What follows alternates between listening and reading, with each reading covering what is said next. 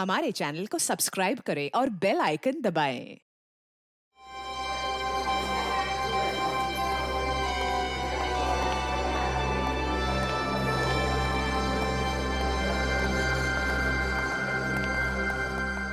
Patient को check करना है। जी सर।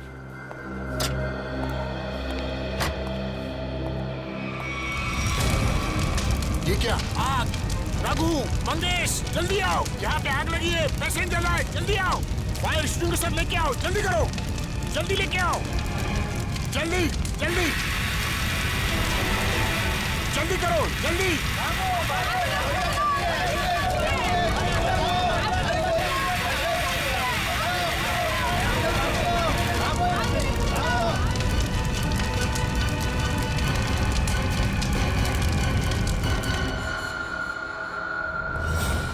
आइए सर, मैंने ही आपको फोन किया था। ये सब हुआ कैसे? समझ में नहीं आ रहा सर। देखते ही देखते पेशेंट को कैसे आग लग गई। प्लीज हटिए आप लोग।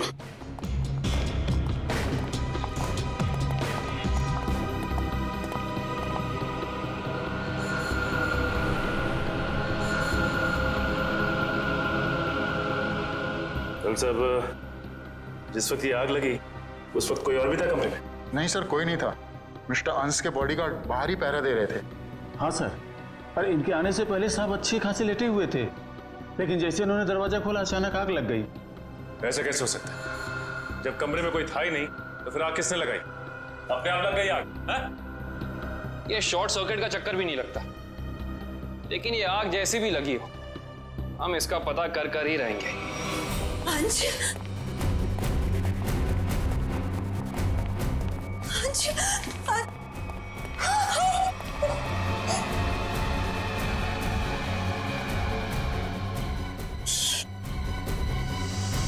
सर, मिस्टर अंश की वाइफ और बेटा। अंश को आग कैसे हो गया ये सब? पापा उठिए, पापा क्या हो गया आपको? पापा संभालिए अपने आप को। देखिए थोड़े वक्त के लिए आप लोग बाहर कॉरिडोर में इंतजार कीजिए। पंकज प्लीज चलिए। पापा आइए। डॉक्टर साहब, अंश जी यहाँ कौन सी बीमारी का इलाज कराने के लिए एडमिट हुए थे? कल रात इन्हें फूड पॉइजनिंग की वजह से लाया गया था। इनके घर पार्टी थी, शायद कुछ उल्टा सीधा खा लिया होगा। अच्छा ये बताओ कि डॉक्टर साहब के इस कमरे में आने से पहले कोई और भी आया था इस कमरे में? हाँ सर, 2 लोग आए हुए थे। एक कमरे की साफ सफाई करने वाला और दूसरा बिस्तर की चादर बदलने वाली। ये अंश कुमार, इस अंश कुमार की कुंडली निकालनी होगी। जहां तक मुझे याद आता है कि बहुत सारे काले कारनामों में शामिल था।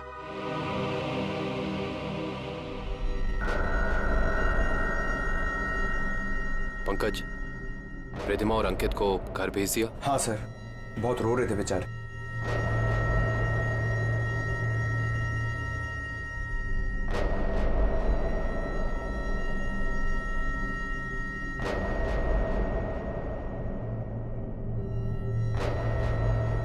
वैसे सालुंके साहब, आपको क्या लगता है आग किस वजह से लगी? मेरी बात छोड़ो सचिन, तुम बताओ, तुम लोगों को क्या लगता है भाई? सालुंके साहब, अगर हमें पता होता तो हम आपको क्यों बुलाते? देखा तारिका, इन लोगों ने तो हाथ खड़े कर दिए। अरे प्रद्युमन तो कहता था तुम लोग सुपर कॉप हो यार। सर हम तो सिर्फ तहकीकात कर सकते हैं, अंदाजा लगा सकते हैं, लेकिन इस साइंस के मास्टर तो आप ही हैं ना। तो ठीक है, अंदाजा क्या लगाते हो वो अंदाजा ही बता दो यार। सर हमें ऐसा लगता है कि ये चिंगारी लगाने वाला कोई इंसान नहीं बल्कि कोई वस्तु, कोई चीज है। हो सकता है, देखते हैं।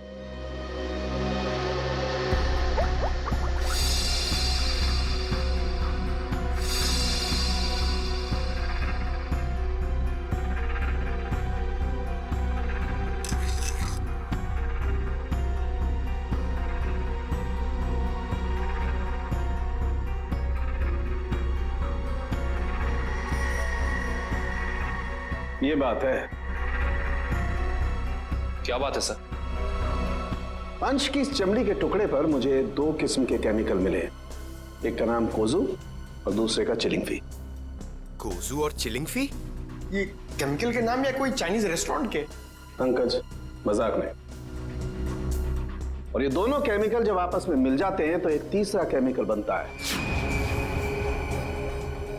जो बहुत ही आसानी से आग पकड़ लेता है अगर उसे एक निश्चित मात्रा से ज्यादा ऑक्सीजन मिल जाए तो।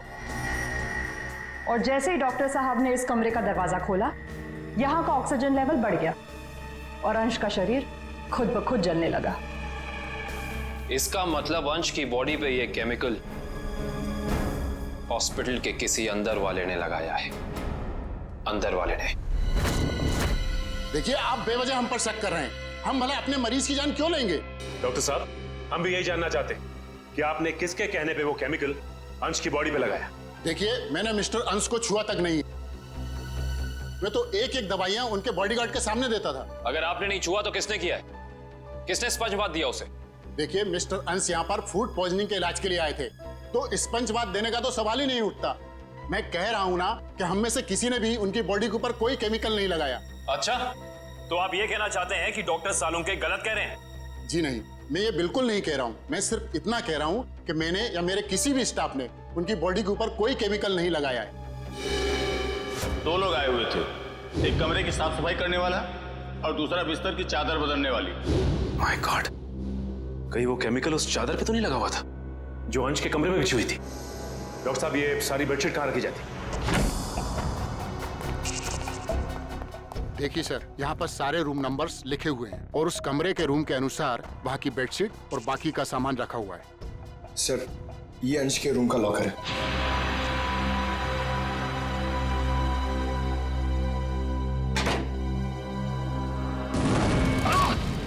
ठीक हो ना तुम?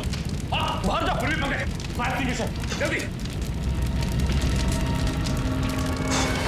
फास्ट।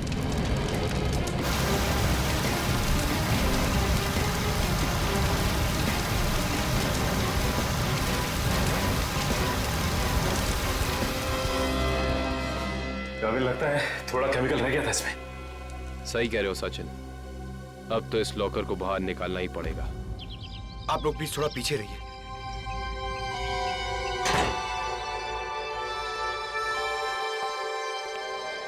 सर, प्लीज संभाल के।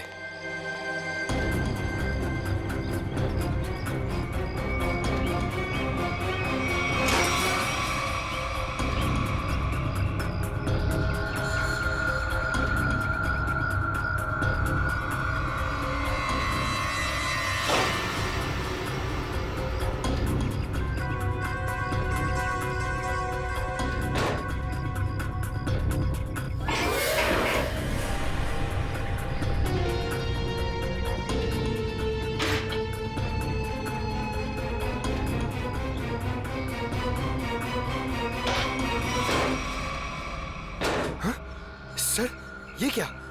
आपकी बार तो आग ही नहीं लगी। क्या पंकज, आग सिर्फ इसमें लगी। ये देखो, सिर्फ ये बैग जला है, बाकी सारी की सारी चीजें बिल्कुल वैसी हैं। ये देखो। सर, इसका मतलब केमिकल इस बैग में होगा और बेडशीट इसी बैग में लाई होगी। हाँ पंकज, एग्जैक्टली ऐसा ही हुआ है। डॉक्टर साहब, ये वही लेडी है ना जिन्होंने अंश के कमरे में वो चादर बिछाई थी? जी सर, शीला। मैंने कुछ नहीं किया सर। मैं इन केमिकल्स के बारे में जानती तक नहीं हूँ। ज्यादा भोली मत बनो। अंश के कमरे की चादर तुमने ही बदली थी ना? बदली थी, मगर क्या? एक औरत ने मुझे 50,000 रुपए दिए थे और कहा था अंश साहब के कमरे में ये चादर बदल देना। उसने आपको पैसे दिए और आपने पैसे ले लिए? हाँ? एक बार भी नहीं सोचा कि इसके पीछे उसका मकसद क्या है? मुझे क्या पता था साहब, कोई ऐसे तरीके निकालेगा किसी का खून करने के लिए। उसका चेहरा पहचानती हो? स्केच बनवा सकती हो उसका? नहीं, उसने अपना चेहरा दुपट्टे से ढक रखा था। चेहरा ढका था, लेकिन कुछ तो याद होगा, कुछ तो देखा होगा। हाँ, उसके दाहिने हाथ पर एक काला सा निशान था, यहाँ पर।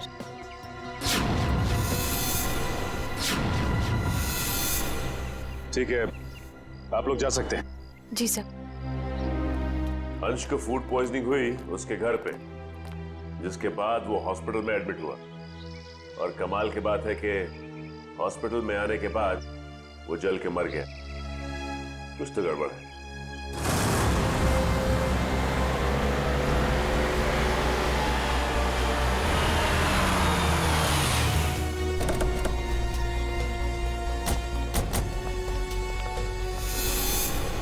सर, इस घर पे तो जगह जगह सीसीटीवी कैमरास लगे हैं। और इतने सारे बॉडीगार्ड्स। लगता है अंश जानते थे कि उनकी जान को खतरा है। राइट श्रेया, कोई ना कोई बात तो जरूर थी, वरना इतनी ज्यादा सिक्योरिटी कोई मामूली इंसान नहीं रखता। किससे मिला है आपको? सीआईडी? अब अंदर जा सकते हैं? Thank you.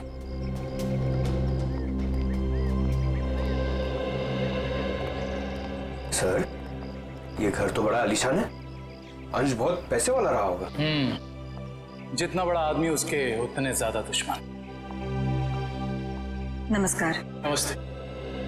आपसे कुछ सवाल पूछने थे। जी पूछिए। जिस रात अंश जी की तबीयत खराब हुई, उस रात उनका खाना किसने बनाया था? साहब, खाना तो मैंने बनाया था, लेकिन मैंने कुछ नहीं किया। तो फिर सिर्फ अंश की तबीयत क्यों खराब हो और किसी की क्यों नहीं? मुझे मालूम नहीं। अब मालूम नहीं कहने से तो काम नहीं चलेगा ना। कोई तो था जो चाहता था कि अंश हॉस्पिटल पहुंचे, ताकि वहां वो खूनी बड़ी आसानी से उस जुर्म को अंजाम दे सके। एनीवेज, हमें उस पार्टी की गेस्ट लिस्ट चाहिए थी। जी। गोपी पिछले 5 साल से उनका खाना बना रहा है, ये ऐसा कुछ नहीं कर सकता। तो और कौन कर सकता है? क्या आपको किसी पर शक है? शायद गगन। गगन? अच्छा, ये गगन कौन है? पापा का बिजनेस मैनेजर था। अभी कुछ दिन पहले उसे नौकरी से निकाल दिया था। पार्टी में गगन भी आया था? हाँ, मगर बिन बुलाए। हाँ साहब, गगन हो सकता है। उस दिन पार्टी में मैंने उसको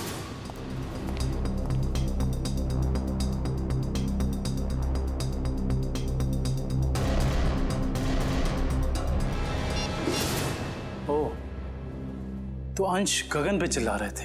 हाँ साहब, पर म्यूजिक की आवाज बहुत तेज थी। मैं समझ नहीं पाया कि साहब गगन को क्यों डांट रहे थे। मगर अंश ने गगन को नौकरी से क्यों निकाला था? पता नहीं, मगर जरूर कोई बड़ी बात रही होगी जो उन्होंने अपने 10 साल पुराने एम्प्लॉय को एक ही झटके में काम से बाहर निकाल दिया।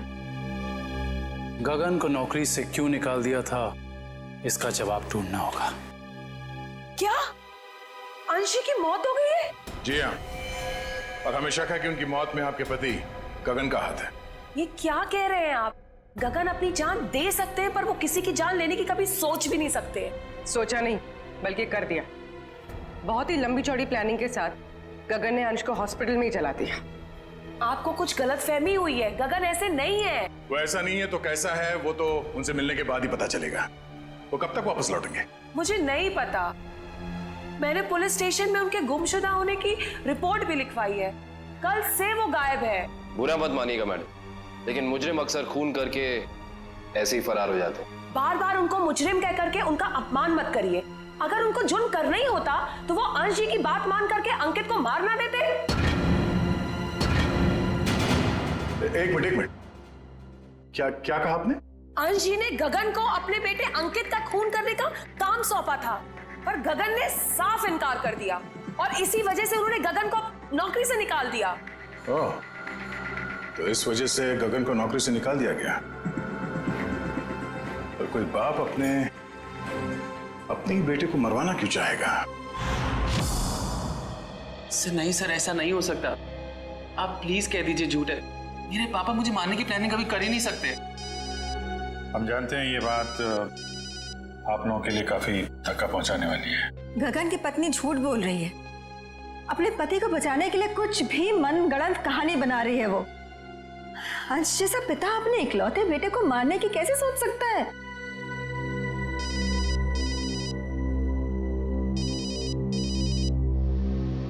किसका फोन है अंकित? चाहो तो बात कर लो। नहीं सर, इम्पोर्टेंट फोन नहीं है। एक्चुअली मेरा एक फ्रेंड मुझे मिलने के लिए परेशान कर रहा है और फिलहाल मैं किसी से मिलना नहीं चाहता। सर, अगर आपके सवाल पूरे हो गए हों तो क्या हम जा सकते हैं अब? हमें अंश की शोक सभा की तैयारी करनी है। ठीक है, आप जा सकते हैं। इशिता। Yes sir.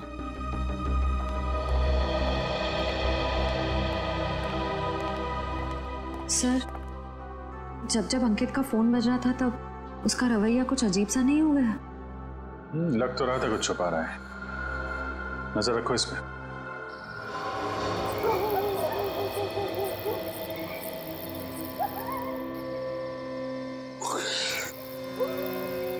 सर, हम लोग क्या रात भर यहीं खड़े रह के पहरा देंगे? रात बहुत काम की चीज होती है पंकज। जो काम दिन के खुले उजाले में नहीं किए जा सकते ना, वो रात के साए में हो जाते हैं। सर, अंकित आ रहा है। आ नहीं रहा श्रेया, हमें ले जा रहा है अगले सुराग तक।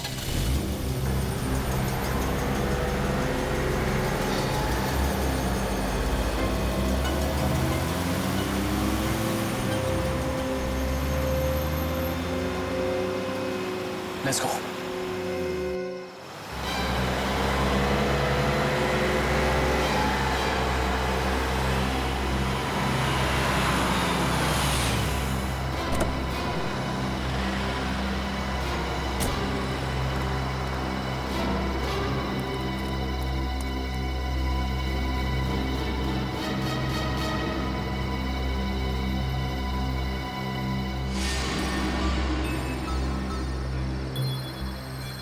सर, ये इतनी रात को यहाँ ढाबे पे खाना खाने को आया है? नहीं पंकज, खाना खाने नहीं आया ये यहाँ ऐसे इंसान का इंतजार कर रहा है जिसे ये दिन के उजाले में नहीं मिल सकता।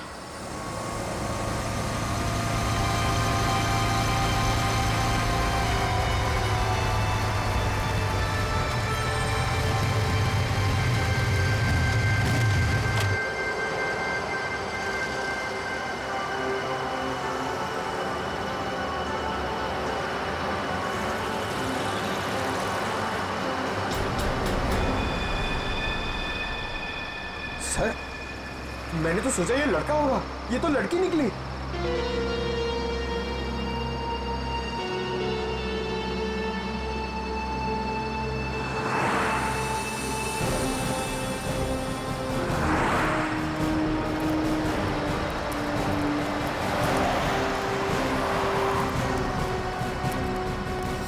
अरे आप लोग और यहाँ? हाँ, हम बहुत मेहनत करें आपके पापा के खूनी को ढूंढने की। वैसे ये कौन है? ये स्वाति, मेरी बेस्ट फ्रेंड है। हाँ, वो तो हमने देख ही लिया है। देखिए आप लोग प्लीज मेरी मम्मा से मत कहिएगा कि मैं इससे यहाँ मिला हूँ। क्यों? वो आंटी मुझे इतना पसंद नहीं करती। क्यों पसंद नहीं करती? मालूम नहीं, पर नहीं करती। और उनके गुस्से से मुझे बहुत डर लगता है। ठीक है, नहीं बताएंगे। सब बचपन से ही मुझे प्रिंसिपल ऑफिस के बाहर खड़े होने में बड़ा डर लगता था। कभी सोचा नहीं था कि सीआईडी का काम मुझे एक बार फिर यहीं ले आएगा। काफी शरारती बच्चे थे तुम, इसलिए प्रिंसिपल के कैबिन के बाहर खड़े कर दिए जाते थे। बस यूं ही कभी कभी टीचर पनिश कर देते थे। आइए, आपको प्रिंसिपल साहब ने अंदर बुलाया। हेलो। हेलो। सॉरी आप लोगों को इंतजार करना पड़ा। That's okay. हम यहाँ अंकित कुमार नाम के एक स्टूडेंट के बारे में कुछ जानकारी हासिल करने आए हैं। अंकित कुमार? तो वो तो बहुत ही ब्राइट स्टूडेंट है इस कॉलेज का।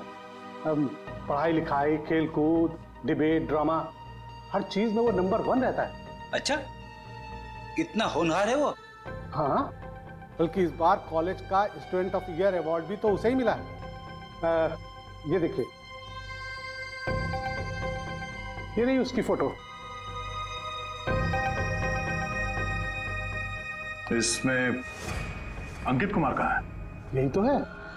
ये नहीं, आपको कोई गलतफहमी हो रही है। हम लोग अंश कुमार के बेटे अंकित कुमार के बारे में बात कर रहे हैं। हाँ हाँ, यही तो है, अंश कुमार और रिद्धिमा का बेटा। सर, सर, अगर ये असली अंकित है तो फिर वो कौन है? जो कोई भी है, उसके इरादे ठीक नहीं है। और रिद्धिमा जी ने हमें उसके बारे में बताया क्यों नहीं? रिद्धिमा जी कहाँ हैं? मैडम अपने कमरे में हैं। आइए।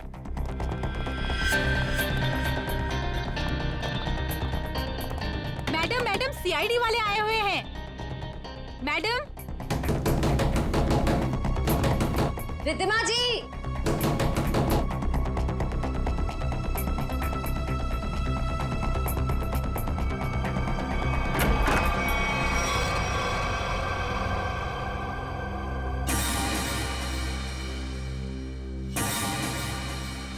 सर, कमरे में तो कोई नहीं है।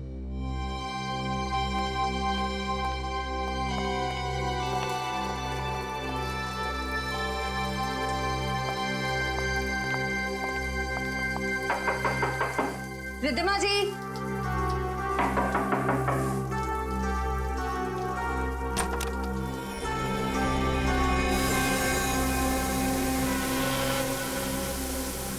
सर, यहाँ भी कोई नहीं है। सर ये देखिए, सर यहाँ पे खून भी लगा हुआ है।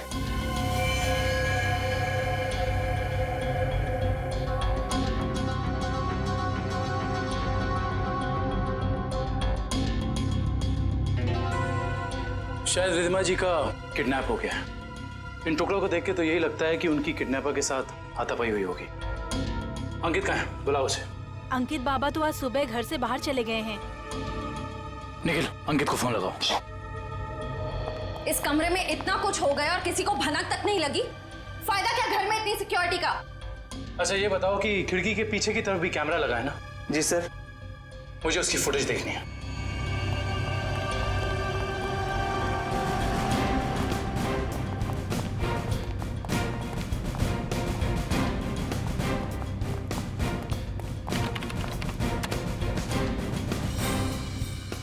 सॉरी सर, लगता है कैमरा 2 घंटे से बंद है।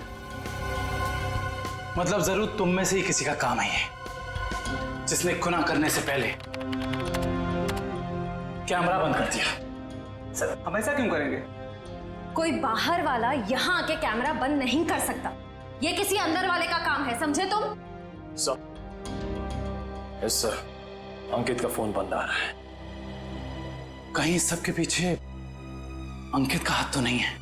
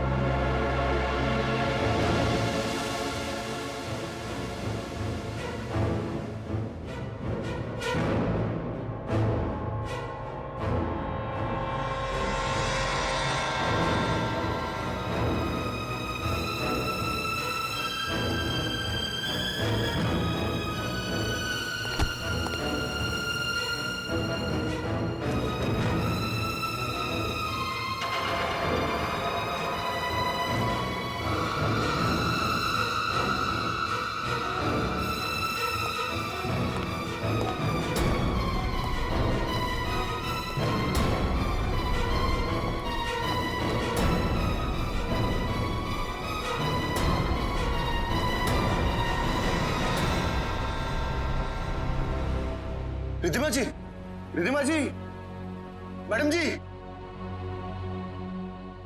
रिद्धिमा जी, उठिए मैडम जी, रिद्धिमा जी। गगन, तुम मुझे यहाँ कहाँ लेकर आए हो? मेरे पति को मार दिया, आप मुझे भी मारोगे? नहीं, ये आप क्या कह रही हैं? मैंने तो अंश साहब का नमक खाया है, उनके लिए जान दे सकता हूँ। मैं मारने का तो मैं सोच भी नहीं सकता। तो फिर कौन लेकर आया मुझे यहाँ पर? क्यों आए हम? शायद उसी ने जिसने हम दोनों को किडनैप किया है। तुम भी? जी हाँ, मैं भी आप ही की तरह इस चारदीवारी में कैद। हे भगवान, उसका अगला निशाना कहीं मेरा राज तो नहीं? तो तुम हो राज, अंश और रिधिमा जी के असली बेटे। जी सर, मुझे तो अब तक यकीन नहीं कि पापा इस दुनिया में नहीं रहे। मम्मी ने तो मुझे इस बारे में कुछ बताया तक नहीं। लेकिन रिधिमा जी ने ये बात छुपाई क्यों तुमसे? उसी वजह से जिस कारण से उन्होंने मुझे दुनिया से छुपा कर रखा और अंकित को अपना बेटा बना लिया। लेकिन ऐसी भी क्या वजह थी जिसने एक माँ बाप को अपने बेटे से दूर कर दिया? सर, आप तो सीआईडी वाले, आपसे तो कुछ बात छिप नहीं सकती। अपने खानदानी बिजनेस को आगे बढ़ाने के लिए मेरे पापा ने कुछ गैर कानूनी काम किए हैं। जी हाँ, जैसे रिश्वत देना, करप्शन को बढ़ावा देना, गैर कानूनी बिल्डिंग्स बनवाना और कभी कभी गैंगस्टर्स की मदद करना। सर, मुझे ये कहते हुए बहुत शर्मिंदगी है कि मेरे पापा इस देश के अच्छे नागरिक नहीं बन सके और वो बहुत ही अच्छे पिता थे। इन गैंगस्टर से बचाने के लिए उन्होंने मुझे दुनिया से छुपा कर रखा। तो तुम्हारी सुरक्षा के लिए उन्होंने तुम्हें खुद से दूर कर दिया और गोद ले लिया अंकित को, ताकि कभी कोई तुम्हारे परिवार को नुकसान पहुंचाता तो निशाने पे अंकित होता, तुम नहीं। एग्जैक्टली। और जब ये बात अंकित को पता चली, उसका रवैया कुछ उखड़ सा गया। उसने मम्मी पापा की इज्जत करना बंद कर दिया। पिछले कुछ दिनों से तो वो पापा को ब्लैकमेल कर रहा था कि अगर उसे प्रॉपर्टी का आधा हिस्सा नहीं मिला तो वो ये राज पूरी दुनिया को बता देगा। सर हो सकता है शायद इसी वजह से अंश ने अंकित को मारने के लिए गगन से कहा। हाँ सर, हो सकता है कि गगन की वाइफ सच कह रही हो सकता है। और ये भी हो सकता है कि रिधिमा जी की किडनैपिंग में उनके गोद लिए हुए बेटे अंकित का ही हाथ हो। सर, प्लीज मेरी मम्मी को बचा लीजिए। मैं पहले ही अपने पापा को खो चुका हूं, मम्मी को नहीं खोना चाहता। घबराओ मत, कुछ नहीं होने देंगे मेरी रिधिमा जी को। अंकित के पोस्टर पूरे शहर में लग चुके हैं, कोई ना कोई उसे जरूर देख लेगा। हेलो, कहाँ? चिंचोली क्रॉसिंग? आप कौन बोल रहे हैं? हेलो हेलो सर, गुमनाम कॉल आया, कह रहा था कि चिंचोली क्रॉसिंग पे मिलो, कुछ जरूरी बात करनी है। जरूरी बात करनी है? फिर तो मिलना पड़ेगा।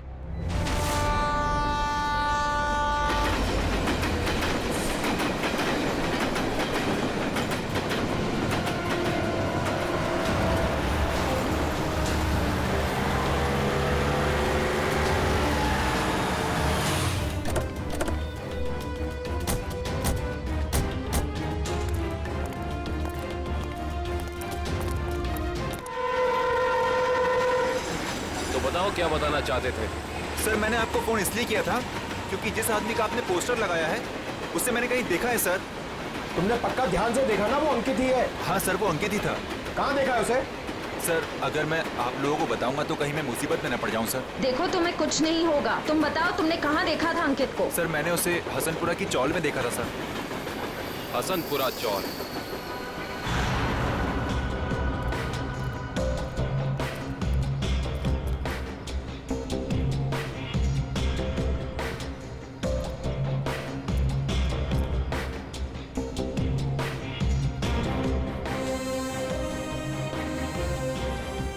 इधर रहता है। इधर? हाँ।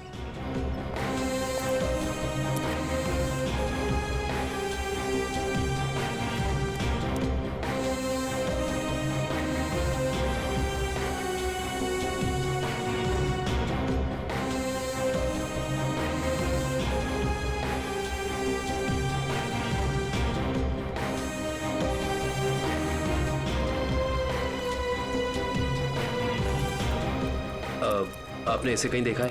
हाँ, उस तरफ रहता है। Thank you. सर, पता चल गया, अंकित उस घर में आता जाता था।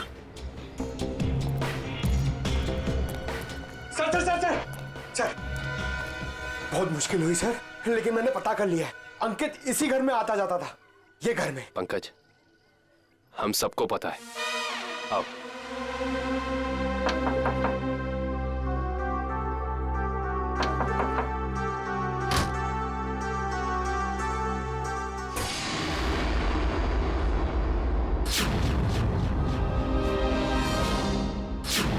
साहब, आप लोग?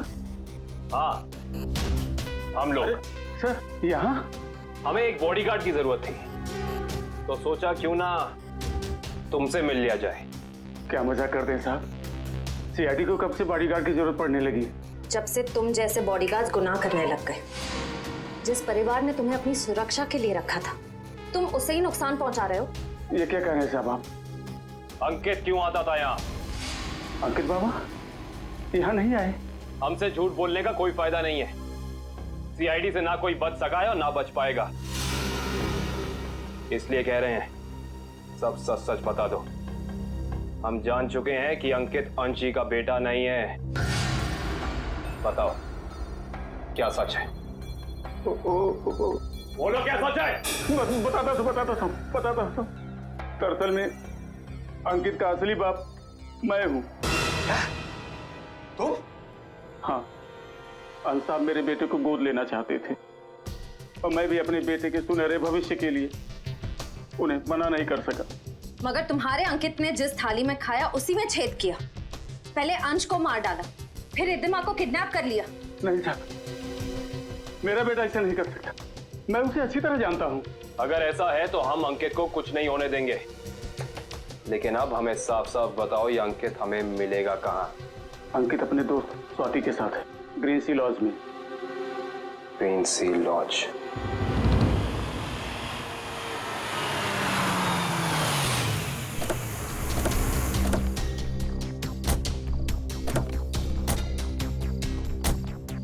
सर, ये अंकित की गाड़ी है। अंदर चल के चेक करते हैं।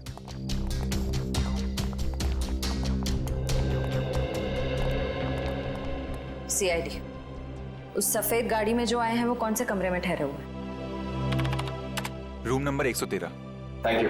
आओ।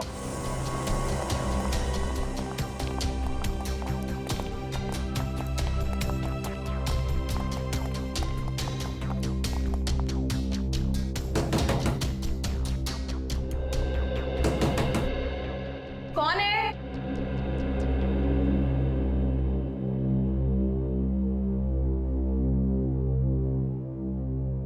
मैडम, हम रूम सर्विस से हैं। जरा खोलिए ना, चॉकलेट केक लाए हैं आपके लिए। मगर हमने तो केक नहीं मंगवाया। मैडम वो क्या है ना, हमारे होटल का 5वीं सालगिरह है, इसीलिए हम सबको चॉकलेट केक खिला रहे हैं। आप भी खाइए ना प्लीज। सीआईडी,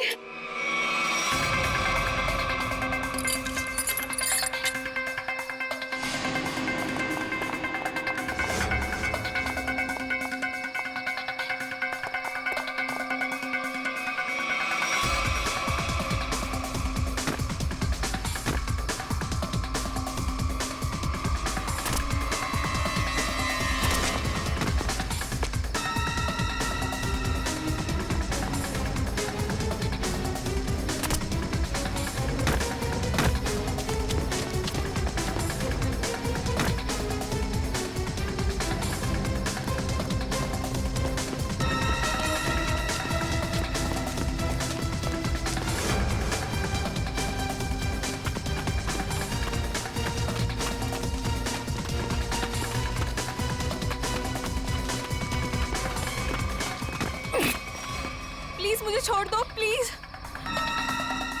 तुम वही हॉस्पिटल वाली लड़की हो? प्लीज मुझे जाने दो, मैंने कुछ नहीं किया। सीआईडी की आदत नहीं है मुजरिमों को जाने देने की। हाँ, मैंने ही पैसे दिए थे उस लड़की को ताकि वो केमिकल वाली बेडशीट अंश के बेड पे बिछा सके। किसके कहने पे किया था तुमने ये? अंकित के। कहाँ मिलेगा ये अंकित? पता नहीं। अच्छा, तो ये तो पता होगा ना कि रिद्धिमा को कहाँ छिपा के रखा है? नहीं पता। ये पता नहीं, वो पता नहीं, तुम्हें पता क्या है स्वाति? गगन कहाँ है ये पता है मुझे। I see। तो और क्या क्या पता है तुम्हें?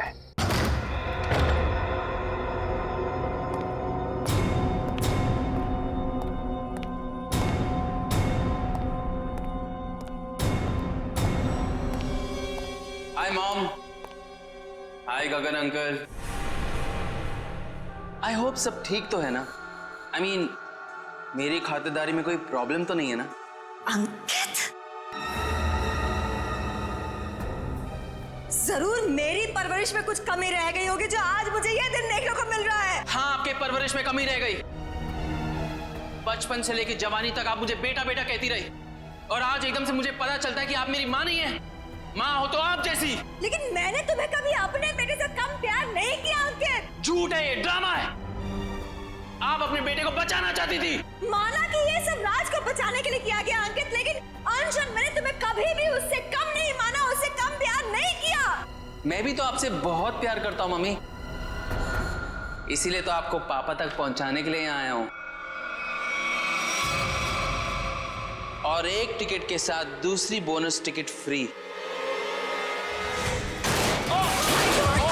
रिद्धिमा जी, उठा लीजिए, उसके सर पे खून सवार है।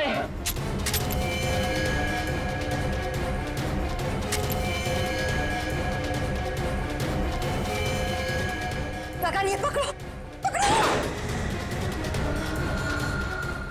अरे शूट करो ना, गोली चलाओ ना, तो वो मार डालेगा। नहीं प्लीज, अरे मारो उसे। प्लीज नहीं। मार डालेगा हमको, मारो।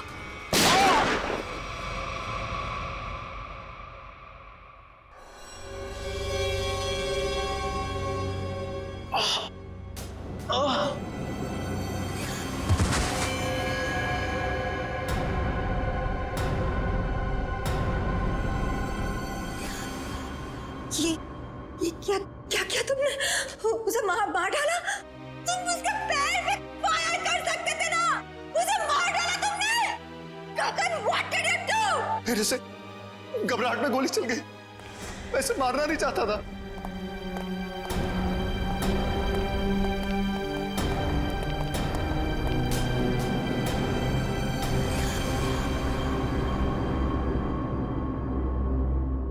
ये तो मर गया।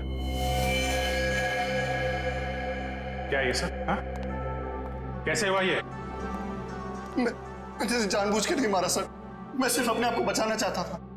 ये गगन सही कह रहा है, अगर हमने अपने बचाव के लिए इसे नहीं मारा होता तो ये हम दोनों को मार देता। हम समझ सकते हैं। श्रेया, इनके स्टेटमेंट रिकॉर्ड कर लो। आप लोग जाइए प्लीज इनके साथ में। चलिए।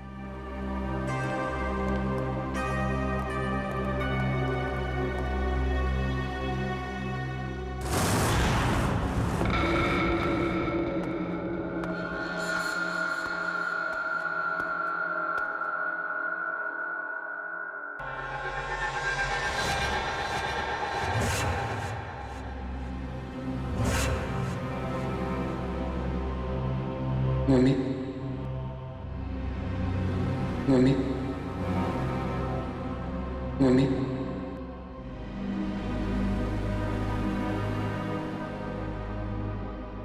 मम्मी,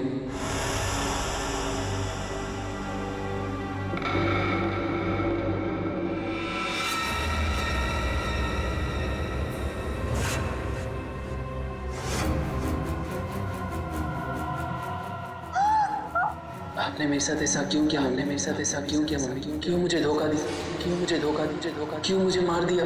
क्यों मुझे मार दिया? बोलिए मम्मी, जवाब दीजिए। बोलिए मम्मी, जवाब दीजिए। क्यों किया आपने ऐसा मेरे साथ? क्यों किया आपने ऐसा मेरे साथ? क्यों हमने बेटे को मार दी? क्यों हमने बेटे को मार दी? जवाब दीजिए मम्मी, जवाब दीजिए मम्मी। बोलिए आपने ऐसा क्यों किया? बोलिए आपने ऐसा क्यों किया? क्यों मुझे मारा? क्यों मुझे मारा? क्यों मुझे मारा? क्यों क्यों?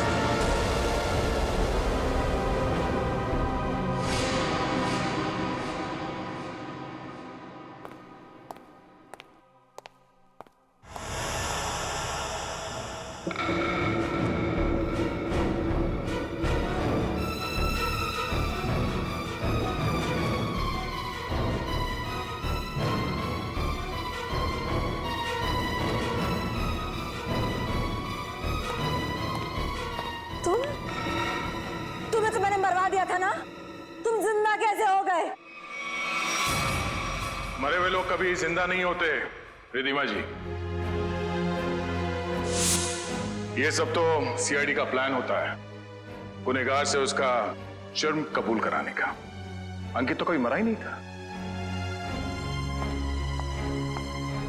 इतना बड़ा धोखा मेरे साथ। मैं धोखा तो तुमने दिया है। मैंने जो कुछ भी किया अपने बेटे के लिए किया है। राज, तुम्हारे पापा तुम्हें अपने गैर कानूनी बिजनेस में शामिल करना चाहते थे, लेकिन मैंने तुम्हें हमेशा गुनाहों के इस साए से दूर रखना चाहा। माँ, मैंने कभी सपने में भी नहीं सोचा था तुम भी पापा की तरह इस तरह गुनाहों के दलदल में धंसी हुई हो। और इसीलिए इन्होंने पापा को मारने के लिए मेरी मदद ली थी और प्रॉपर्टी में 25% शेयर देने का वादा भी किया था। इस प्लान में तुम दोनों मिले हुए हो, इसके बारे में तुम्हारी दोस्त स्वाति ने हमें पहले ही बता दिया था। उस पार्टी के दिन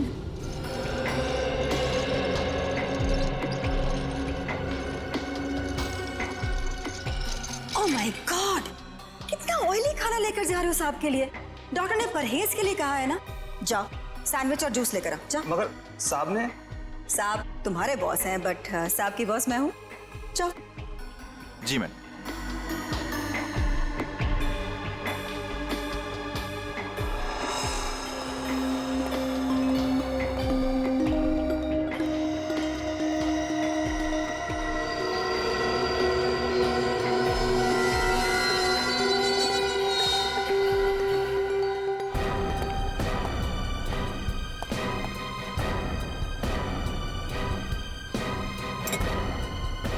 गुड, तुम जाओ, मैं साहब को खाना खिला दूंगी। जी मैं कभी सोच भी नहीं सकता था कि आप ऐसा करेंगे। खुद गुनाह किया और मुझे फंसा दिया। तो और क्या करती? तुम्हें पता चल गया था कि अंकित अंश को मारना चाहता है, इसीलिए मैंने आखिरी वक्त पर सारी बाजी पलट दी। और उस पलटी बाजी में मेरी भी बलि चढ़ा दी थी।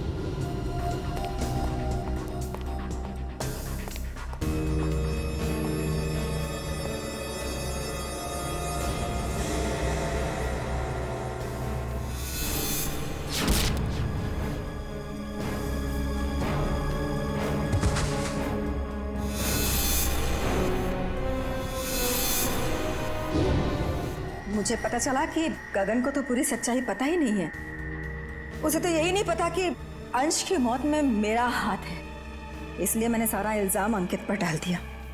राज, मैंने ये सब तुम्हारे लिए किया बेटा। गुनाहों पे ममता की चादर ओढ़ देने से तुम्हारे पाप धुल नहीं जाएंगे मैडम। आप दोनों का फैसला अदालत करेगी, या तो फांसी होगी या फिर जिंदगी भर जेल।